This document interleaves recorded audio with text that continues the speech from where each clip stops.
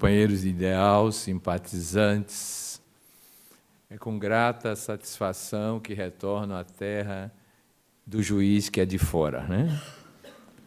E trago naturalmente o jeito baiano de conversar, o carinho da diretoria da Federação Espírita do Estado da Bahia, da AME, portanto, correligionária, congênere, melhor dizendo, da Bahia, e da Sociedade Ólon, que é um ente pouco conhecido e que trabalha as ideias de espiritualidade em todos os âmbitos possíveis institucionais.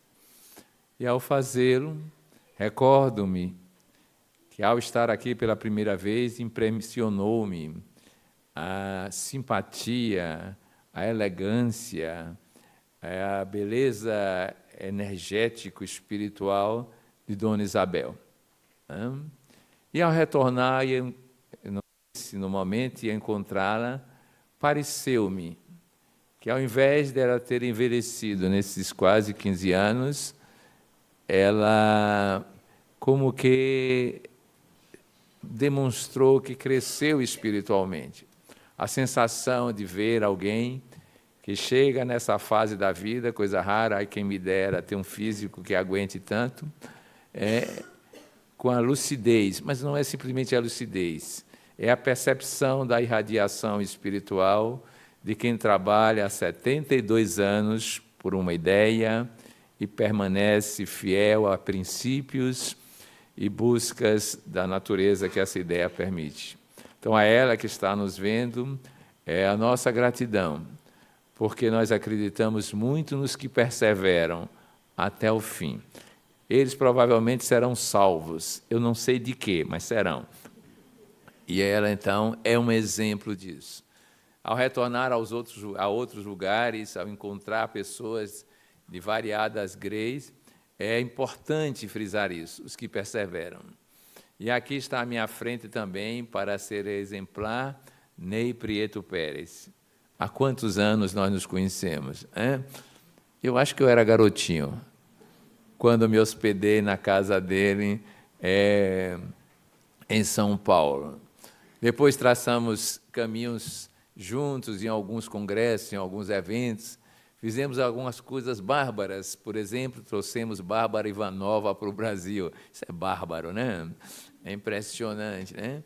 E aí encontramos aqui dessa forma.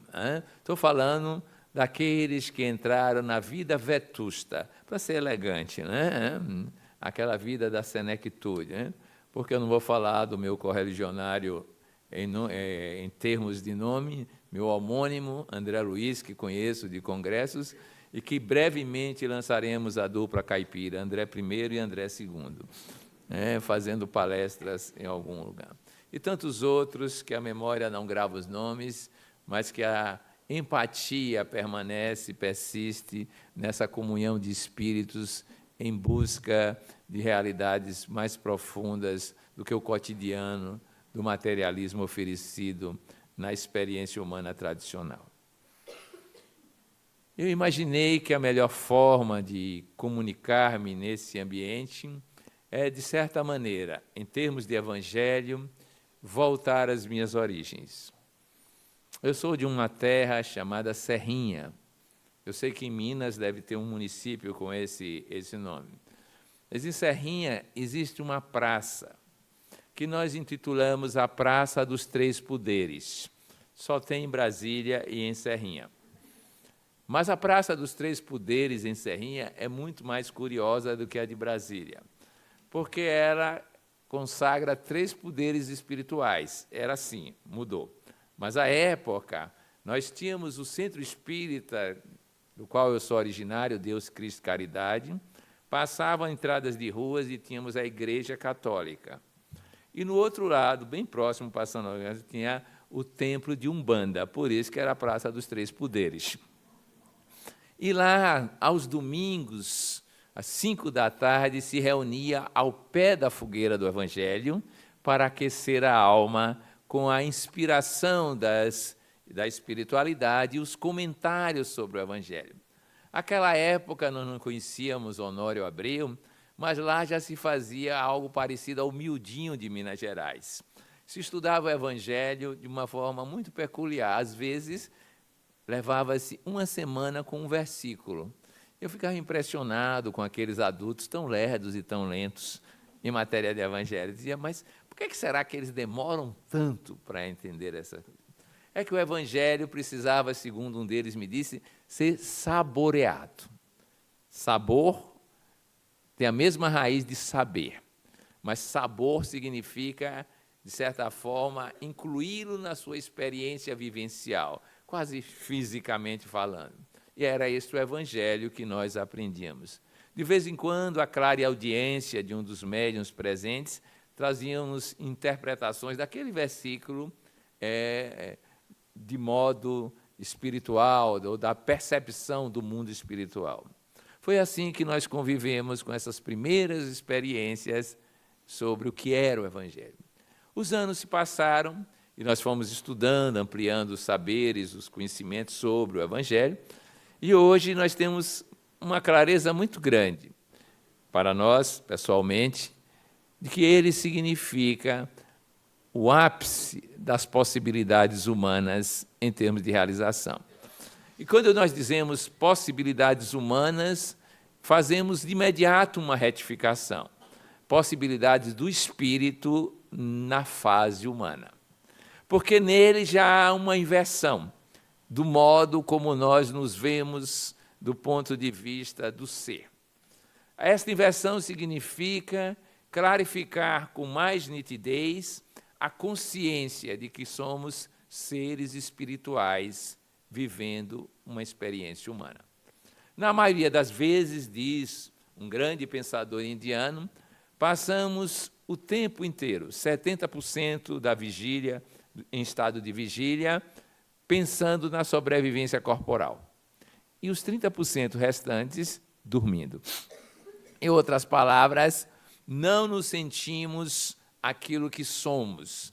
Não trazemos para a experiência da consciência cotidiana aquilo que é a essência. E vivemos numa outra ordem de natureza ôntica, a existência. Aos poucos, porém, seja pela influência das nossas aprendizagens espirituais, seja pelo caminhar da maturação da consciência, vamos aprendendo que este é o mundo da impermanência. E aí eu me recordo de um ministro baiano, quer dizer, um ministro que era baiano, no tempo do general Figueiredo, João Batista. E ele dizia o seguinte, quando lhe perguntaram numa terça-feira, o senhor não é o ministro da Educação? Ele se chamava Eduardo Portela, ele disse, não sou ministro, estou ministro. Na quarta não estava mais, porque Figueiredo demitiu.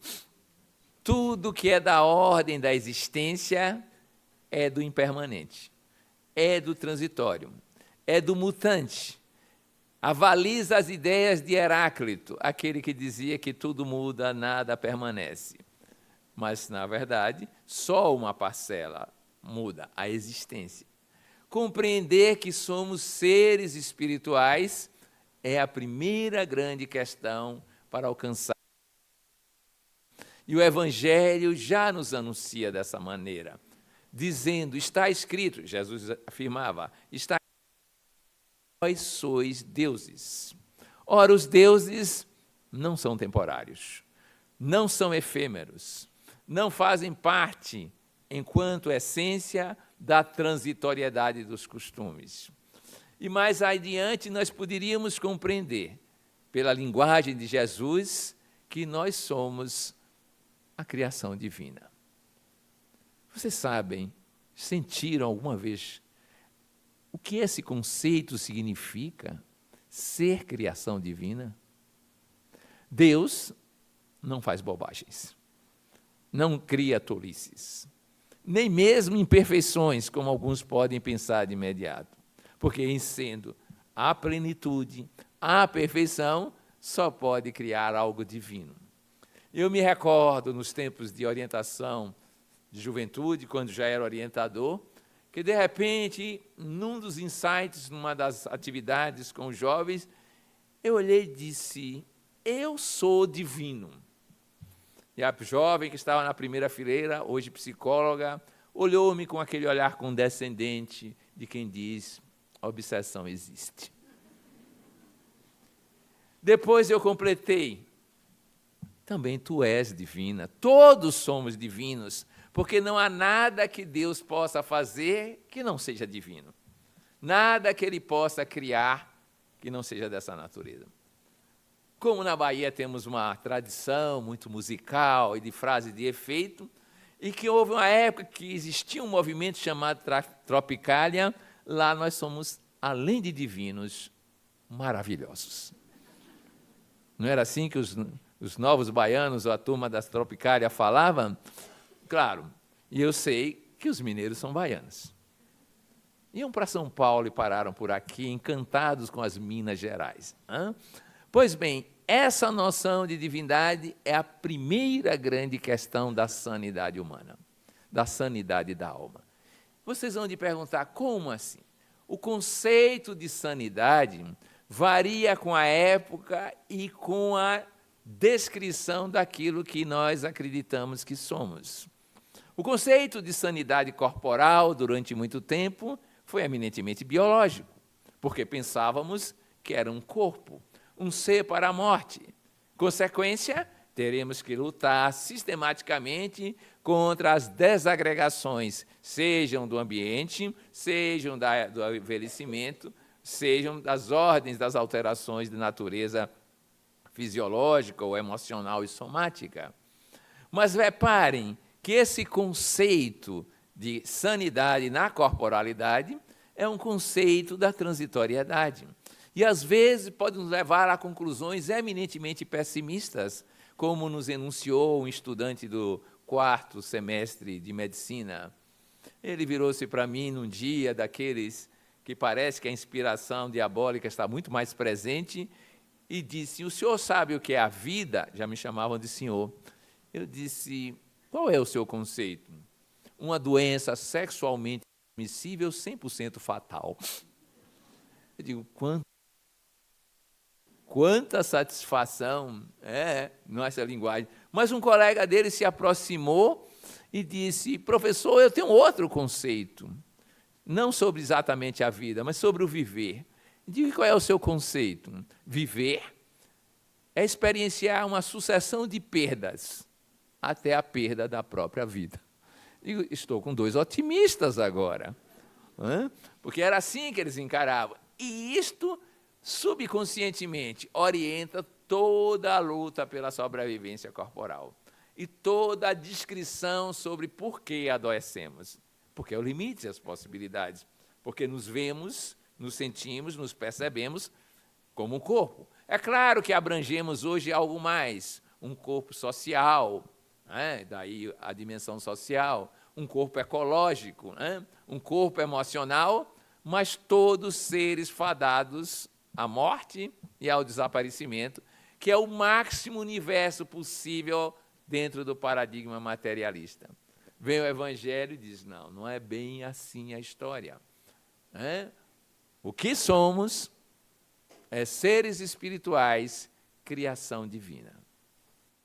E qual é a nossa, então, problemática? Qual é a nossa insanidade? Qual é o nosso adoecer? O primeiro problema é a nossa inconsciência do que somos e do vínculo que experienciamos, poderíamos experienciar, com a nossa origem, com a nossa gênese, o transcendente Deus. E aí nasce algo que os psicólogos transpessoais hoje chamam de neurose da separatividade. Nós nos imaginamos, mesmo quando espiritualistas, separados de Deus. Ele lá e nós cá. De vez em quando, a gente até arma um esquema bem materialista para lidar com ele. Meu Deus, eu lhe prometo que se o Senhor me der isto, eu mudarei meu comportamento, agirei dessa forma. Faça um milagre. Vocês sabem o que é o milagre? É uma forma de Deus burlar a própria lei em nosso benefício. Nós queremos que ele seja um transgressor e que, de certa forma, faça um pouco de nepotismo, porque nós gostamos disso na nossa história. E aí eu me lembro de uma experiência baiana. O jornal à Tarde, que é de maior circulação na Bahia desde tempos históricos, um dia acompanhou um desses indivíduos que prometeram a Deus ir de joelhos, do Campo Grande, onde fica o caboclo, até a Igreja do Bonfim, de joelhos. São cerca de 10 quilômetros. E ele foi, porque passou no vestibular de medicina, dentro do táxi. Vocês percebem como é a habilidade da negociação, né? Só subiu de joelhos mesmo fora do táxi as escadarias da igreja. Nós vivemos isso no cotidiano da nossa experiência, porque queremos que este Deus se submeta às nossas normas, às nossas regras, às nossas vivências e à nossa limitada consciência do que somos, vivendo a experiência corporal.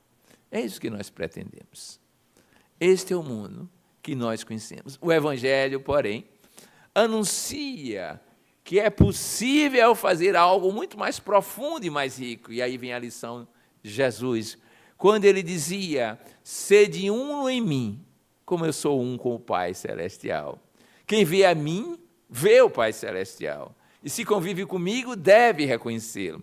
Ora, esta unidade é, seguramente, na nossa linguagem, a separação, a superação da neurose da separatividade. Esse é o primeiro e grande problema a ser resolvido. Sentimos unidade com Deus? Ele e eu somos um? O monismo do Espírito está instaurado em nossa consciência vivencial? Nunca encontrei ninguém assim. Recordo-me do inverso, em duas situações. A primeira delas era uma sátira. Dizia-se o seguinte: chegou um telegrama. A época era a comunicação. Provavelmente hoje seria o WhatsApp, o WhatsApp, o WhatsApp, algum desses bichos da natureza aí. E aí dizia assim: venha viver eternamente feliz comigo após a morte. Mas venha hoje. Assinado Deus. O que é que a maioria das pessoas pensaria? Eu acho que é engano, deve ser por um homônimo. Olha, se for por um médium que vê isso, mistificação. Não é possível esse convite ser assim. Como filósofo, ou pelo menos como licenciado, chegou esse telegrama para mim. E eu respondi: Deus, que são 100 anos na eternidade? Nada. Espere-me um nada. Porque também sou terrestre, né? Vivo aqui. Essa ideia foi testada em vários lugares. Ninguém queria viver plenamente feliz na eternidade, até porque não acreditava nisso.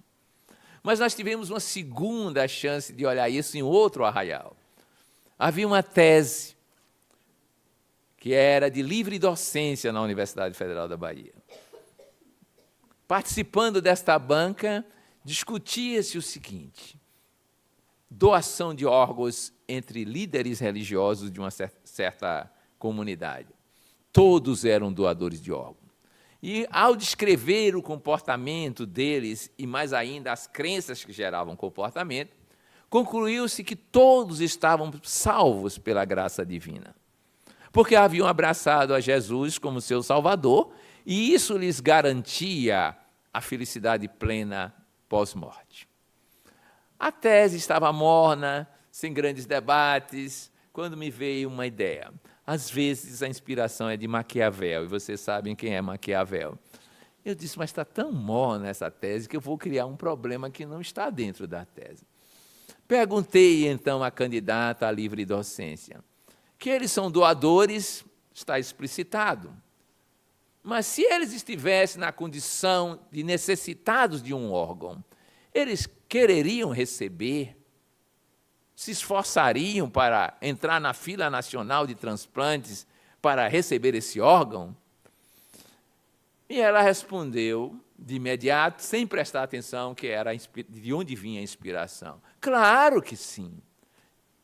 Eles receberiam o órgão. Eles não têm nenhuma rejeição a esse tipo de comportamento social, de atendê-los na doença. E eu então perguntei-lhe, não há uma contradição entre a crença deles e essa atitude? Ela indagou, como assim? Aí eu respondi-lhe, o sujeito está a 2 passos do paraíso, como na música. Vai desencarnar e viver feliz porque foi salvo pela graça na comunhão com Deus. E aí ele entra numa fila para arranjar um fígado, seja lá o que for, para passar 15, 20 anos vivendo ainda sem essa felicidade? Que troca mal feita! Ou será que ele não acredita tanto nessa graça e nessa salvação? Aí criou-se a celeuma, a animação se tomou na testa. Mas aí estava subjacente a mesma regra. E eu completei, imagine você, que para você receber um órgão, é preciso, ainda que inconscientemente, torcer pela desgraça alheia. Tomara que alguém se acabe, mas deixe os órgãos.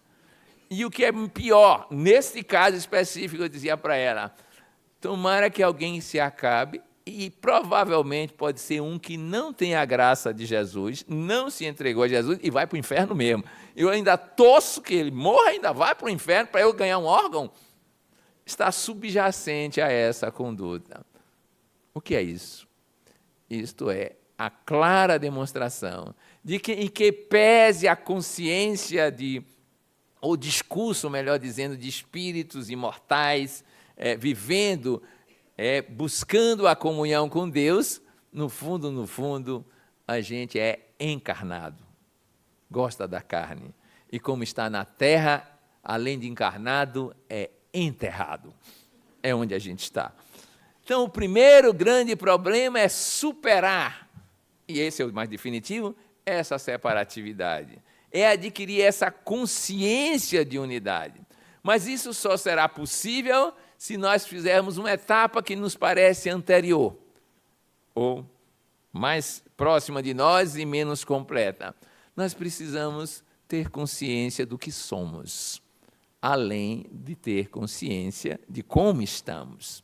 Como estamos é a ideia existencial que pode ser tão abrangente, que tenha 15 dimensões, que inclua o emocional, o valorativo, o volitivo, que inclua o relacional, o social, o comunitário, o laborativo, que inclua, inclusive, o interexistencial e, portanto, as influências espirituais, que inclua o palingenésico e, portanto, a reencarnação, que inclua a dinâmica evolutiva. Mas tudo isto não é o espírito. Tudo isto é a sua manifestação. E a sua manifestação não é a essência. Tomar consciência do que nós somos é voltar à ideia do Evangelho de que somos a divina criação. E, como tal, somos a essência que se manifesta na existência, mas como essência não muda. Porque, se mudasse, já era existência. Esta consciência de ser espírito é que chegar-nos-á a dizer o que é verdadeira imortalidade. E aí nós poderemos dizer com o Cristo, que é o outro exemplo, eu dou e tomo meu corpo a hora que eu quero. Se destruírem esse templo, eu reerguerei em 3 dias. E os apóstolos não sabiam que ele estava falando do corpo dele. Em suma, eu domino de tal maneira a existência que nada mais me constrange, nada mais me limita, nada mais me restringe. Eu posso fazer o que eu quero. Mas, para isso, eu preciso ter a consciência do que eu sou. E esse é um dos nossos trabalhos. Árduo, pelo menos nessa experiência cotidiana. Porque implica numa tarefa singular. A tarefa de superarmos o domínio da nossa mente centrada no tempo e no espaço. O tempo é da mágica, digamos assim, da mutação. A mutação se faz na transitoriedade que o tempo referenda. E o espaço é onde as coisas estão e as mutações acontecem. Isso não é imortalidade. Enquanto houver domínio do tempo e do espaço na nossa consciência, não haverá espaço para imortalidade. A imortalidade é atemporal. A imortalidade não é espacial. E mesmo as descrições do mundo espiritual que nós conhecemos, de um modo geral, estão falando de sobrevivência à vida física, não estão falando de imortalidade. Como sempre tem alguém que gosta de uma pergunta difícil, complexa, daquelas que um dia fizeram a Santo Agostinho: o que fazia Deus antes de criar o universo? E ele respondeu: criava o inferno para botar as pessoas que fizessem esse tipo de pergunta. Assim também aparecem alguns, e nos tempos de juventude alguém me perguntou: tem acidente no mundo espiritual? O aeróbus pode atropelar alguém lá? E se atropelar, ele morre? Vejam as perguntas que faziam-me para eu responder naqueles tempos. São perguntas da transitoriedade. Isso não é imortalidade. Podemos ter várias fases do mundo espiritual, ainda terá as características da transitoriedade. Chegar à consciência de ser espírito, isto sim, é encontrar a sanidade pela essência. Precisamos, então, fazer bastante exercícios para superar a mente que nós temos, criar um mundo chamado supramental, suprarracional, para além desse tipo de consciência, para poder sabermos o que é que somos e o que é a imortalidade. Ela, a imortalidade, às vezes é traduzida pela eternidade. A eternidade não é o eterno tempo. Não é um passar contínuo e infinito do tempo. É a superação dos limites do tempo. E aí nós voltamos ao Evangelho para dizer que esta doença, a doença da temporalidade, é uma patologia da alma, em certo sentido, estamos tão acostumados que todos temos que parece que é normal viver dentro do tempo. Parece uma coisa trivial, cotidiana, quando é uma limitação, é um constrangimento. Então, no Evangelho chega alguém, 2 vezes aconteceu isso, mas escolhemos uma, para perguntar a Jesus: o que devo fazer para alcançar a vida eterna? Todas as pessoas que procuravam Jesus tinham problemas a serem trabalhados. A maioria pensava na existência corporal. Cura-me, devolve-me a vista, faze-me andar. Ou tinham problemas de ordem ética. E ele aliviava: vai, não peques mais para que não aconteça coisa pior. Mas esse jovem, dizem que já era rico, que era saudável, que era corredor de bigas, a Fórmula 1 da época, usava cavalos partos, mas havia uma inquietação que o fez trazer para Jesus esse questionamento: a vida eterna.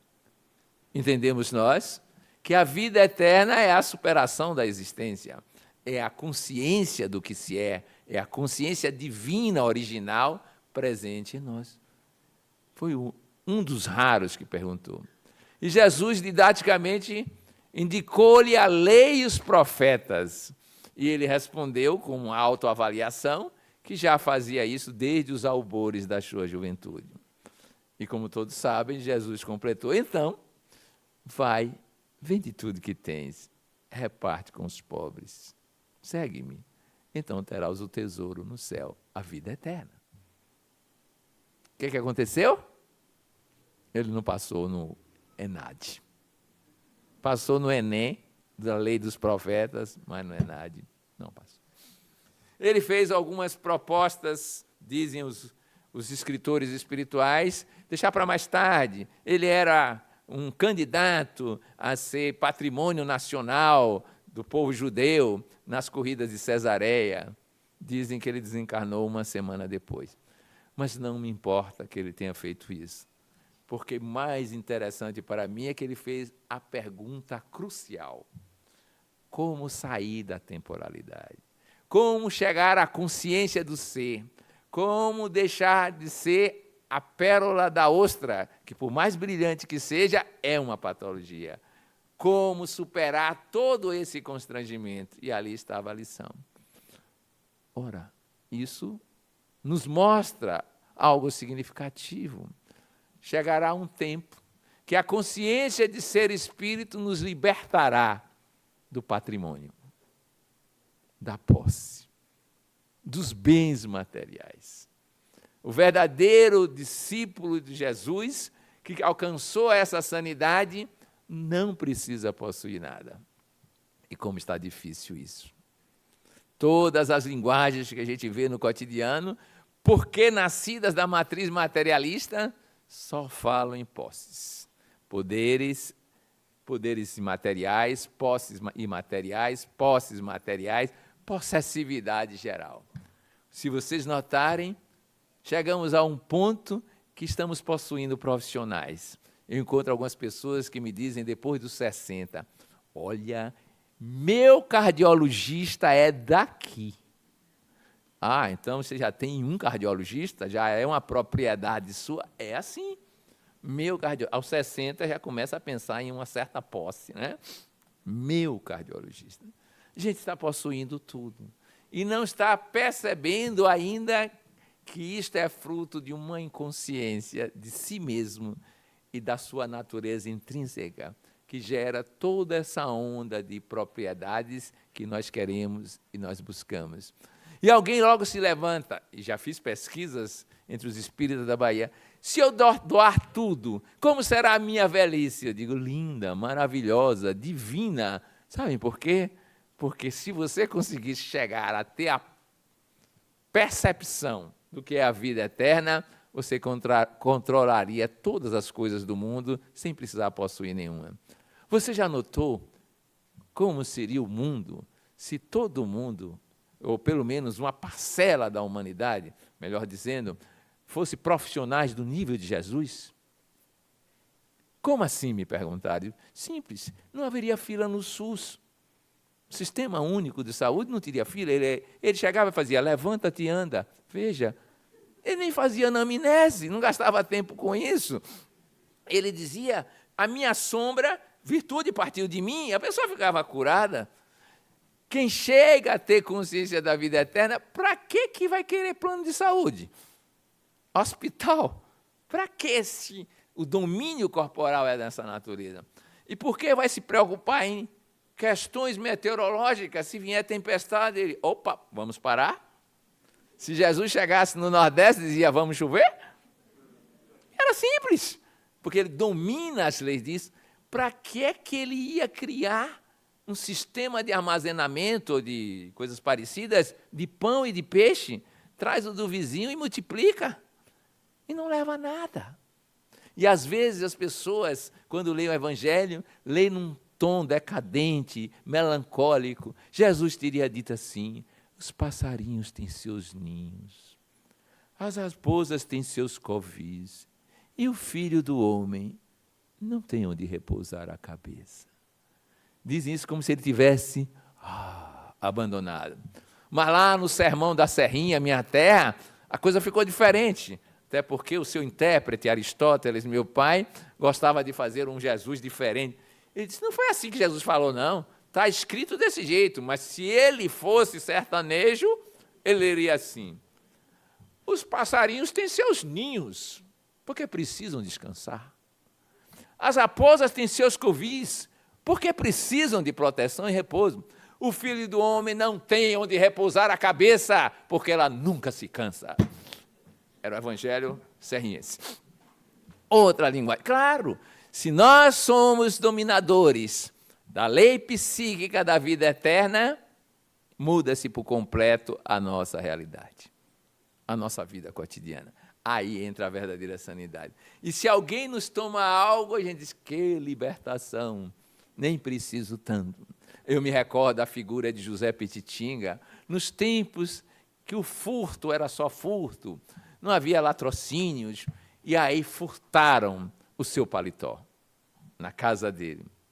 Mas só que ele chegou a tempo de perceber o autor do furto correndo. Ainda estava próximo. Ele, mais que rápido, pegou a calça e saiu atrás, gritando: pare, pare, o paletó sozinho não vai dar certo, leve também a calça. José Pititinga já pensava desse jeito, né?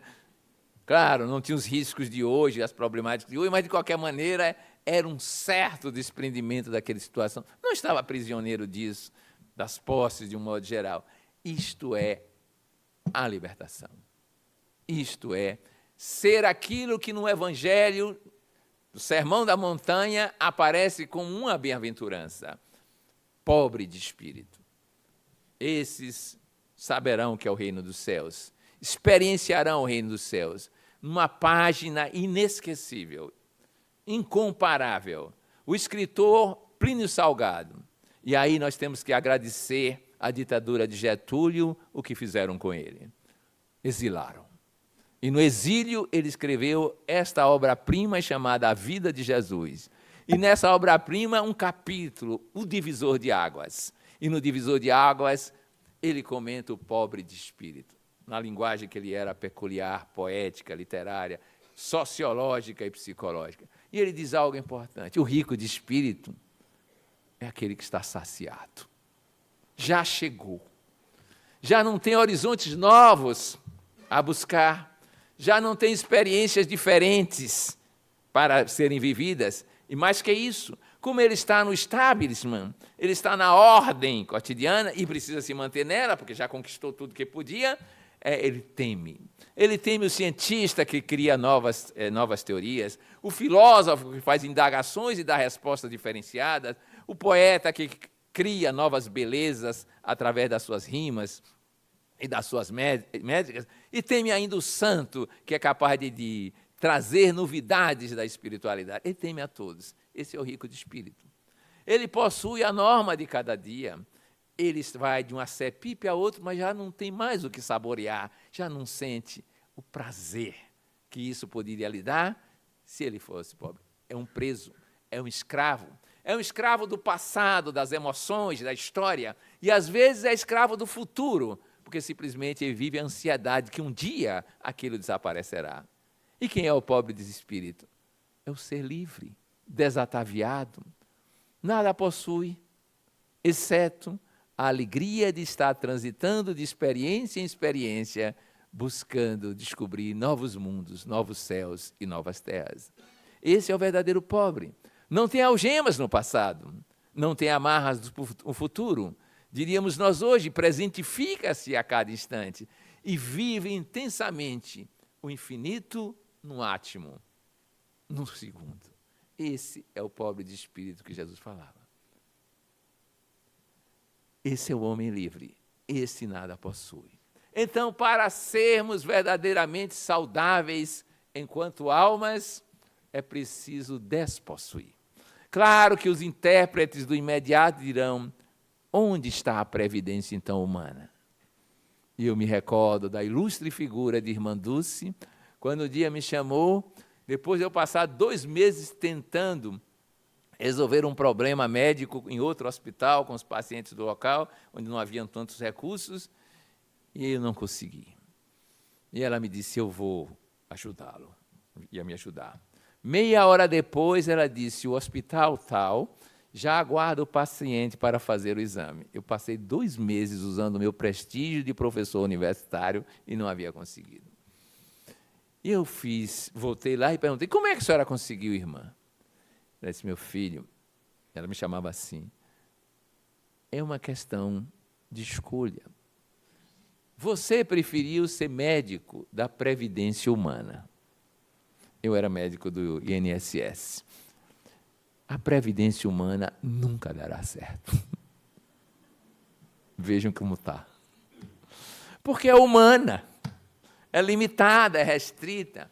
Quando você se ligar na providência divina, você fará as coisas que a previdência humana acha que pode. Foi o que eu fiz e consegui. Fale direto com Deus e Ele resolve. Eu disse, que intimidade, hein, irmã? A senhora tem o endereço dele? O telefone dele? Porque eu não consigo. E ela então me disse, olha, é porque você ainda não tem fé. Eu disse, sim, e que faço eu que não tenho fé? Não posso comprar no supermercado porque não vende aquilo, nem a metro, nem a litro. O que é que eu faço? E ela me disse, venha aqui, no fim da tarde que eu lhe ensino a fazer fé. Eu não vou lhe dizer agora como é, mas vamos prosseguir dizendo que a previdência humana, por mais previdente que seja, é humana, demasiadamente humana e, portanto, frágil. Mas na hora que nós tomamos a noção da providência divina, segundo esse ensino, então mudamos o perfil do nosso entendimento das coisas. E não vamos ficar, digamos, meiros, nós construiremos o que se chama hoje uma economia da consciência, uma economia centrada no espírito, uma economia centrada no chamado FIB, Felicidade Interna Bruta de um País. E faremos outros caminhos, outras formas de realização, mesmo no plano humano. E estaremos tão seguros que não viveremos a angústia que nós vivemos na atualidade. Porque vivemos com esta ideia de posse, deixamos que o medo tome conta de nós. O medo de perder, o medo de possuir, de não possuir, o medo de não recuperar.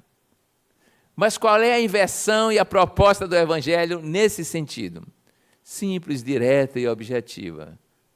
Por que estáis ansiosos com o dia de amanhã? Olha que terapia que resolveria boa parte dos problemas do consultório de psicologia e os levariam à pobreza. Por que estáis ansiosos com o dia de amanhã? Com o que haver de vestir, onde haver de morar, com o que haver de beber. Não vê? Os lírios dos campos não plantam, não ceifam, e nem Salomão, em toda a sua glória, se vestiu com tamanha beleza. É uma das páginas mais belas e interessantes espiritualmente que nós encontramos. Já no final, vem a grande lição, o mandamento de Jesus. Buscai o reino dos céus e sua justiça, e tudo mais vos será acrescentado. Em outras palavras, subverta a ordem do materialismo e tudo que é do materialismo será alcançado. Quem é que acredita nisso? A maioria de nós está longe de saber que esta é a busca primordial do ponto de vista de experiência vivencial. E gostaríamos de ter o reino da terra e uma propriedade no céu. Já fui convidado.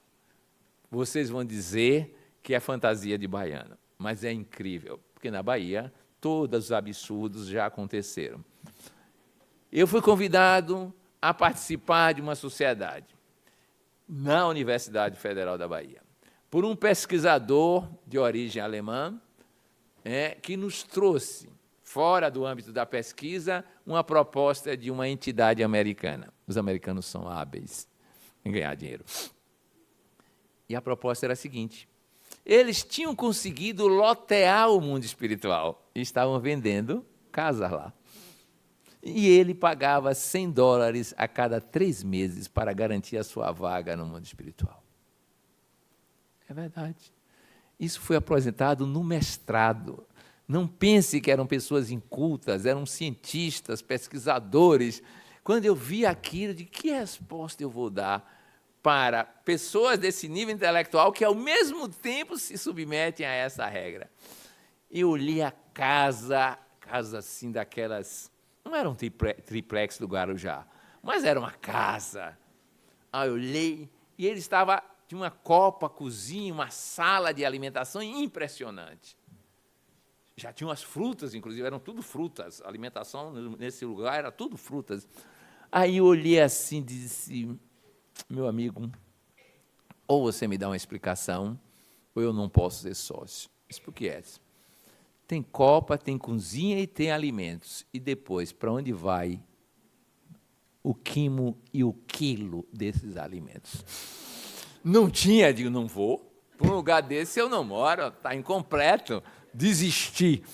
Mas vocês percebem como é a limitação, quer dizer, a transformação do espiritual em algo materialista.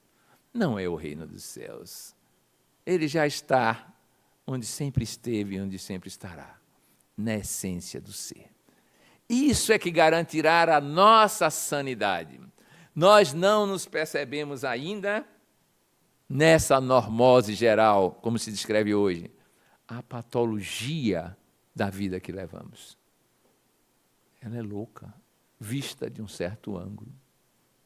Podem prestar atenção.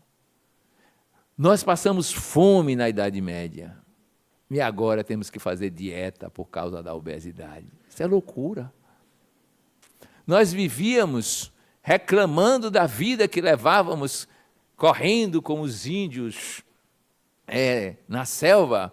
Inventamos essa vida sedentária, cansada, e depois fomos atrás de Cooper, que agora fez 87 anos, para correr, sem direção e sem sentido.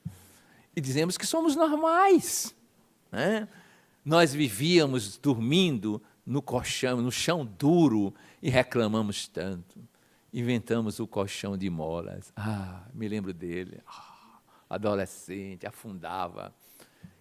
A coluna virou problema e agora estamos num colchão ortopédico tão duro quanto o chão. E dizemos que somos normais. Uma civilização vindo de fora, que estranheza. E olhem os hábitos sociais. Um dia, lendo um livro simples, se vocês encontrarem, pode ilustrar, o Papalag, vinha uma descrição dos europeus em 1920 por um nativo da ilha de Samoa. E ele dizia coisas que de fora a gente tem que pensar. Que estranheza. Ele disse, os europeus são tão curiosos, tão estranhos. Pra vocês terem uma ideia, eles empilham as casas uma em cima da outra e botam um nome, edifício.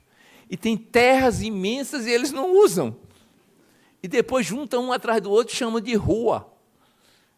É impressionante como eles encolhem. Agora, o pior, dizia o nativo da Samoa, transmitindo a sua experiência europeia, o pior é que eles, na hora de dormir, entram no tal da moradia deles e depois, dentro dela, tem uma outra moradia, que é o quarto. E eles se trancam lá, parecendo que querem morrer asfixiados. Eles não sabem o que é o ar entrando e saindo pela oca, não têm a menor ideia de natureza. E eles dizem que são inteligentes. Agora, o pior, disse ele, o mais estranho que encontrei lá foi o seguinte: havia uma pilha de bananas exposta num determinado local. E um magote de pessoas querendo comê-las, mas não podiam. Sabem por quê? Porque não tinha um papelzinho verde, que eu não sei para que se serve, e eles chamam de dinheiro. As bananas apodreceram, o povo não comeu porque não tinha um papel que não serve para comer. Eles não são loucos? A gente não percebeu que construiu uma civilização nessa característica. Ainda que digamos que não é uma esquizofrenia, mas que, de certa forma, olhado na ótica do espírito, é uma limitação profunda. Por isso que temos que avançar. E avançar buscando a alma que se alcandora, o ser que compreende a si mesmo e se transubstancia em ação, em atitude, em vivência. E aí o Evangelho traz, finalizando, a grande lição da terapêutica. Ame. Por quê? Porque o amor é a energética do cosmos. Porque Deus é amor. E porque nós, essencialmente, somos da mesma natureza de Deus. Se a gente ainda vive o amor com tamanhas restrições, tamanhas limitações. O grego, Sócrates, já dizia que tem 4 etapas. E aprendeu disso de Diótima, provavelmente uma mulher, que eu admiro muito, porque Diótima deve ser uma mulher 2 vezes ótima. E ele então dizia, na sequência evolutiva, que o amor passava desde amor devorador, na linguagem de hoje, até chegar ao ágape, o amor incondicional. aquele amor que vem do Evangelho, que inclui o próximo, que inclui os inimigos, que se transforma na epifania da vida das pessoas. Aquele que está na suprema excelência dos escritos de Paulo de Tarso aos Coríntios e que diz que ainda que falasse a língua dos homens e dos anjos, se não tivesse esse amor, nada disso aproveitaria. Se tudo possuísse e desse as riquezas todas para o mundo, isso ainda não seria a plenitude do amor. Alguns traduzem por caridade. Mas que se desse o corpo para ser queimado em sacrifício, ainda não seria o amor. O amor é a plena consciência de si mesmo. É o reino dos céus expresso na manifestação do mundo. É a tradução do ser na ordem da existência. Afinal de contas, o amor é a natureza de Deus.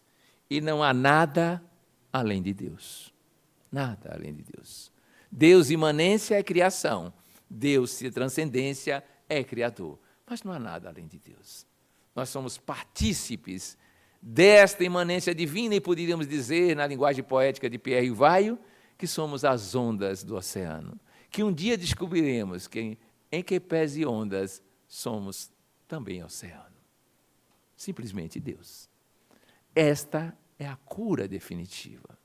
Para isso é preciso chegar a esse ápice do amor, a mais tempestuosa conquista que a alma hipersensível do gênio e do santo consegue captar com a riqueza que lhe é peculiar. Assim falava sua voz em A Grande Síntese.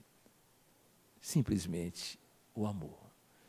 Passo a passo para alguns, em saltos quânticos para outros, mas o amor. Porque o amor é Deus. E eu me recordo então que, lembrando o Evangelho e a tradição oriental de pensar os escritos espirituais, um indiano escreveu na Bahia, por um médium espírita da tradição de Kardec, um trecho que dizia mais ou menos assim: o que era para ser dito é indizível. O que era para ser comunicado é incomunicável. O que era para ser visto é invisível. Somente Deus. Mergulhado no mundo, Deus, o amor. Mergulhado no outro, Deus, o amor.